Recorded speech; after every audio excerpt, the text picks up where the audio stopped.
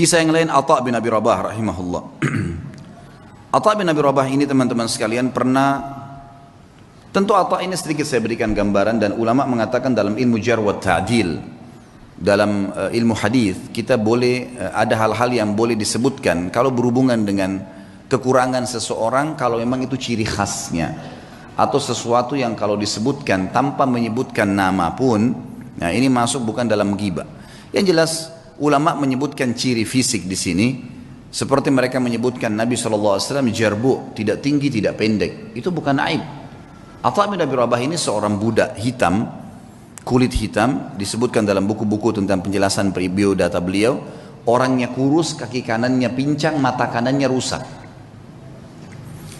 fisiknya sangat kurang rahimahullah. Tapi waktu Atha bin Abi Rabah menjadi ulama, khalifah waktu itu Sulaiman bin Abdul Malik, adiknya tadi Abdul Malik bin Marwan itu, anaknya Abdul Malik bin Marwan, waktu sudah meninggal ayahnya dia jadi khalifah. Sulaiman bin Abdul Malik ini orangnya baik, khalifah dan suka dengan alim ulama. Dia mengeluarkan peraturan kalau tidak boleh mengeluarkan fatwa di musim haji kecuali Atha bin Abi Rabah, orang alim ulama. Karena ini dalam haji tidak boleh sembarangan nih. Sampai Atha bin Abi Rabah dapat julukan ya alimnya ulama, gurunya para ulama. Ulama-ulama pun kalau datang di Mekah banyak meminta nasihat dari beliau. Atha bin Abi Rabah ini rahimahullah, di musim haji datanglah Sulaiman ibn Abdul Malik khalifah dengan anaknya, dengan ketampanannya, dengan dayang-dayangnya, dengan kebesarannya, buka kemah besar, kemudian masuklah wukuf di Arafah. Sementara wukuf, Sulaiman mengatakan, di mana sahibuk, aina sahibukum, mana nih teman kalian nih? Biasanya kalau bahasa sahibukum ini santun dari khalifah untuk mufti, ya, untuk muftinya. Atha bin Abi Rabah ini ada di mana? Kata mereka, Amirul Mukminin lagi di kemahnya, lagi menunggu orang-orang yang lagi antri, lagi antri bertanya gitu. Dia bilang, saya punya hajat, saya ingin datang ke sana. Baiklah, Sulaiman datang. Sulaiman ini dia menunjuk si, ya, Atha bin Abi Rabah jadi mufti, dia yang memberikan gaji, gitu kan, pemimpinnya lah.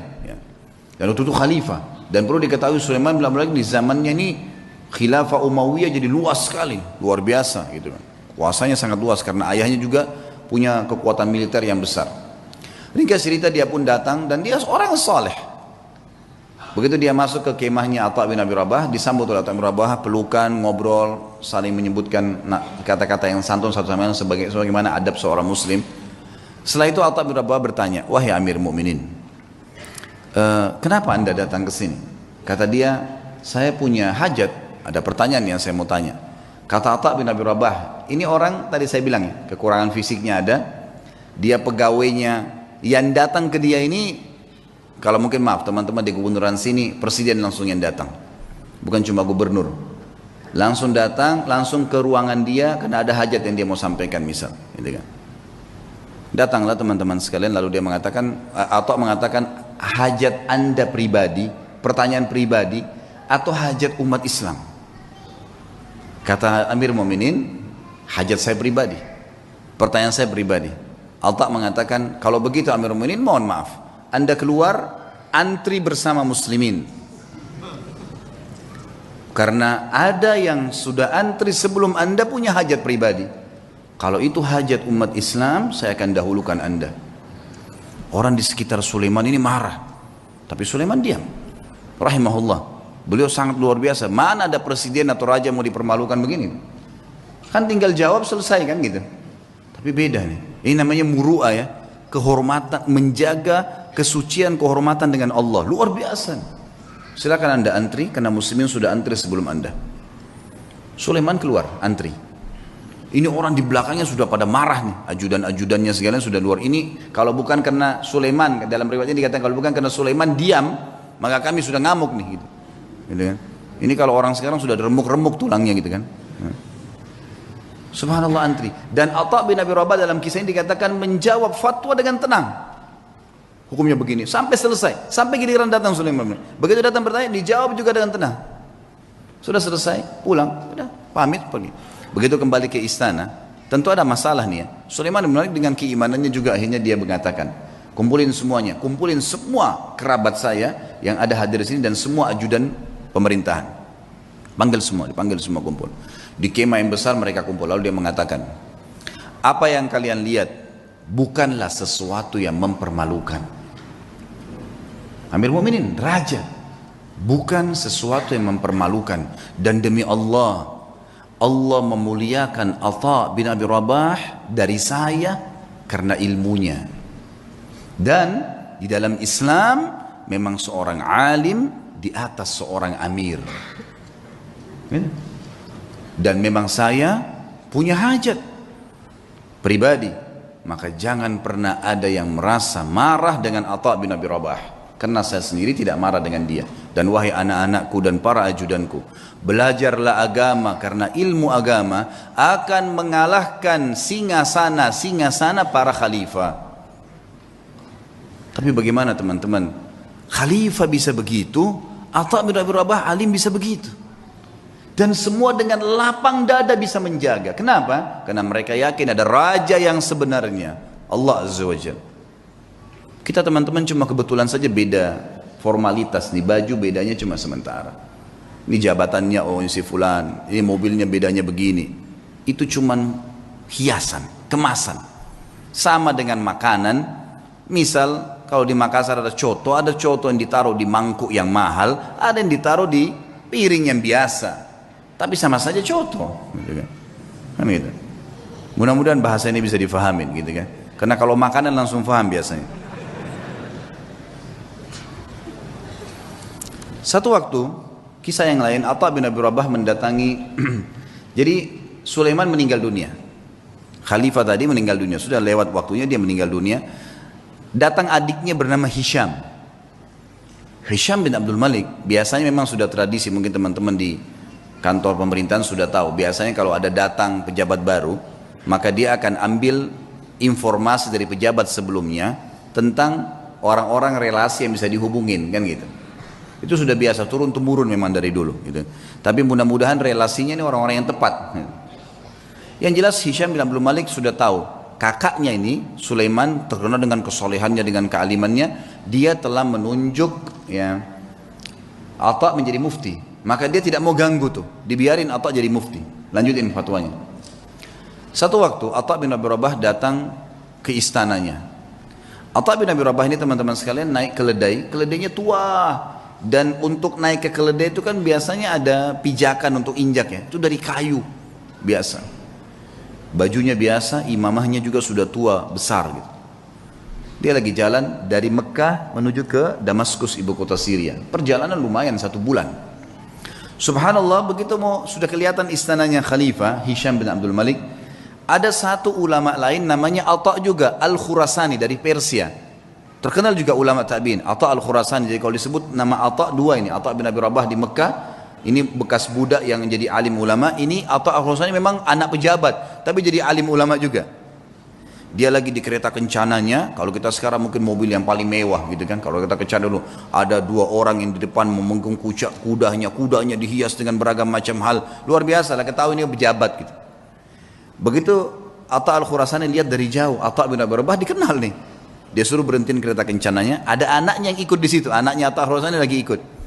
Lalu Atha Al-Khurasani turun, mendekati keledai itu. Kata anaknya yang meriwayatkan kisah, saya belum pernah lihat ayah saya turun mendampingi orang, datangin orang. Biasanya dia yang didatangin. Ini enggak, dia turun dia datangin. Siapa orang ini? Sudah imamahnya tua, bajunya tua, keledainya lagi pakai kayu, gitu kan. Kata anaknya nih, dia bilang, saya tidak pernah lihat ada orang semiskin itu. Dalam kisah itu gitu. Lalu ayah saya pun datang memeluk salaman seperti sahabat lamanya. Lalu mereka ngobrol, saya tidak tahu apa yang diobrolin. Lalu kemudian ayah saya kembali ke kereta kencana lalu mengatakan kepada saya, wahai anakku, saya akan masuk bersamanya ke Amir Mukminin. Kata anaknya, ayah, siapa orang ini? Saya belum pernah lihat orang semiskin ini gitu. Kata dia, hati-hati dengan lisanmu. Ini adalah Atha bin Abi Rabah. Kata anaknya, Atha bin Abi Rabah, alim ulama. Kata ayahnya, iya. Makanya hati-hati, jangan ngomong sembarang. Walaupun bukan Atha bin Abi Rabah, kau tidak pantas mengucapkan kalimat itu. Anaknya mengatakan, saya pun beristighfar kepada Allah. Lalu saya melihat ayah saya jalan kaki bersama dengan Atha bin Abi Rabah. Masuk. Ini cerita masuklah mereka ke istana lalu mereka keluar. Kata anaknya, ayah, kata anak Atha al-Khurasani, anaknya bilang, ayah, ceritain apa yang tadi terjadi di dalam. Kata Atha al-Khurasani, demi Allah, kalau bukan Atha bin Abi Rabah saya tidak diizinkan masuk. Atha bin Abi Rabah jalan pincang, kakinya hitam, tubuhnya hitam, bajunya biasa, matanya satu rusak. Jalan. Dia bilang begitu kami masuk, ini Atha al-Khurasani dengan baju jubahnya yang mewah dan seterusnya. Jalan. Dia bilang begitu demi Allah kami masuk ke pintu gerbang istana. Hisham bin Abdul Malik berdiri dari singgasananya. Raja berdiri. Kemudian mendekati Atha bin Abi Rabah. Dan orang-orang tidak tahu nih Atha bin Abi Rabah siapa. Pejabat-pejabat ini banyak yang tidak tahu. Karena cuma dengar namanya. Lalu julukannya Atha bin Abi Rabah ini adalah Abu Muhammad. Anaknya Muhammad. Hisham mengatakan, hahuna Aba Muhammad, kesini ayahnya Muhammad. Atha bin Abi Rabah setiap mau mampir ke sebuah kursi dia bilang, la hahuna Aba Muhammad, dirangkul terus tangannya. Kata Atha al-Khurasani, begitu sudah dekat dengan singgasananya lalu kemudian saya dipersilakan duduk. Atha al-Khurasani dipersilakan duduk. Lalu Atha bin Abi Rabah demi Allah didudukkan di sebelah singgasana khalifah, sebelahnya pas. Dan belum pernah singgasana khalifah diduduki oleh orang lain termasuk anaknya khalifah. Enggak boleh duduki singgasana itu. Hisham mengajak Atha bin Abi Rabah yang luar biasa begitu kehidupannya tadi, kondisinya duduk di sebelahnya. Lalu kata Hisham, ya Aba Muhammad, ada hajat apa? Kata dia, ada hajat saya. Hajat yang pertama dia bilang, penduduk Mekah dan Madinah wahai Amir Mu'minin, tetangganya Allah dan tetangganya Rasulullah SAW. Karena di Mekah ada Ka'bah, berarti orang yang tinggal di Mekah kan tetangganya Allah, bahasa santunnya begitu. Di Madinah ada rumah Nabi SAW, walaupun ada kuburannya beliau sekarang sudah jadi kuburan, tapi kan rumahnya Nabi masih ada, itu kan masuk dalam masjid. Tetangganya Rasulullah SAW terlambat ataya mereka. Ataya ini kayak pemberian yang diberikan oleh kerajaan, ya, dari khilafah diberikan kepada masyarakat semua, kaya atau miskin semua dapat dari hasil pendapatan negara, nanti dikeluarkan untuk kebutuhan negara, kemudian sisanya dibagi rata. Itu haknya masyarakat. Penduduk Mekah dan Madinah tetangga dengan Rasulullah SAW terlambat ataya mereka. Maka saya mengingatkan anda kepada Allah agar memberikan kepada mereka. Baik. Kata Hisham, ya gulam, sekretaris datang, catat dan berikan sekarang juga. Ada lagi hayanya Muhammad, ada lagi. Para mujahidin yang membela perbatasan kaum muslimin, mereka ribat setiap hari. Terlambat gaji-gaji mereka. Ada istri dan anak mereka mengeluh dengan saya. Maka berikan hak mereka. Ya gulam, catat, segera jalankan pesannya Aba Muhammad. Ada lagi hayanya Muhammad, terus aja Atha menyampaikan hajat muslimin. Gak ada hajat dia pribadi nih, hajat begini, hajat begitu. Ringkasnya adalah terakhir, sudah 5 hajat, 6 hajat disampaikan. Kata Amir Mu'minin, masih adakah hayanya Muhammad? Kata Atha al-Khurasani, demi Allah Atha bin Abi Rabah berdiri dengan tegak di depan Amir Mu'minin, lalu mengatakan kalimat yang membuat istana itu kalau mau goncang bisa goncang. Dia mengatakan apa? Wahai Amir Mu'minin, ada hajat yang lebih penting dari semua yang saya sampaikan tadi. Kata Hisham, apa itu wahai Atha? Aba Muhammad, apa itu? Ini orang-orang kaget, belum pernah ada orang khalifah duduk, dia berdiri depannya dan dia menunjuk nih, ada hajat yang lebih penting. Kata dia, apa itu hai ayah Muhammad?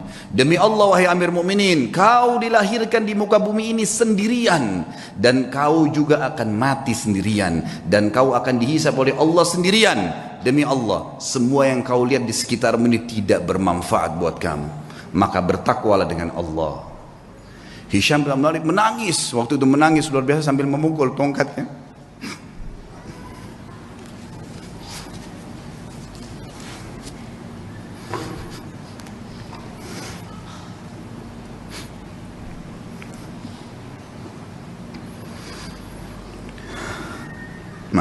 Hisham bin Abdul Malik akhirnya memukul tongkatnya sambil menangis, teman-teman sekalian. Lalu mengatakan jazakallahu khairan, semoga Allah balas anda dengan kebaikan, gitu. Setelah itu kemudian kata Atha al-Khurasani, kami pun keluar, dan demi Allah Atha bin Abi Rabah tidak minum segelas air pun dari Amir Mu'minin, tidak minum segelas air pun. Dan waktu kami tiba di pintu gerbang, maka dikejar oleh seorang sekretaris untuk memberikan dia sekantong uang emas. Maka Atha mengatakan, demi Allah saya datang bukan untuk ini, kemudian ditinggalkan. Lalu kemudian Atha bin Abi Rabah pulang, teman-teman sekalian, hanya untuk menasihati di khalifah dengan hajat muslimin, dan tidak ada hajat dia sama sekali. Kata Atha al-Khurasani sebagai penutup kisah, demi Allah kalau Atha bin Abi Rabah menyebutkan semua hajatnya, maka akan dipenuhi oleh Amir Mu'minin.